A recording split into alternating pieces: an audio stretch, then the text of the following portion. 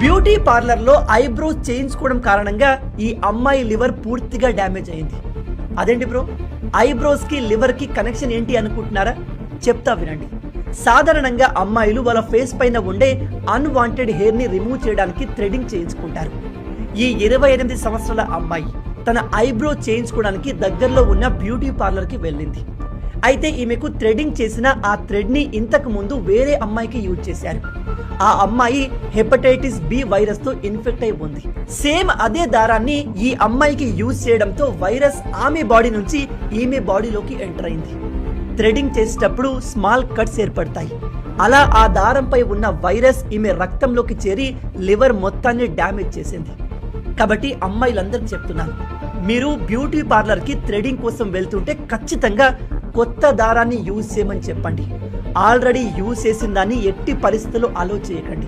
ఈ విషయం చాలా ఇంపార్టెంట్. ఎందుకంటే ఇలా హెపటైటిస్ వైరసే కాదు, HIV కూడా సంక్రమించే అవకాశం ఉంది. కాబట్టి అందరికీ తెలిసేలా ఈ వీడియోని షేర్ చేయండి. ఇలాంటి అమేజింగ్ వీడియోస్ కోసం లైక్ అండ్ సబ్స్క్రైబ్.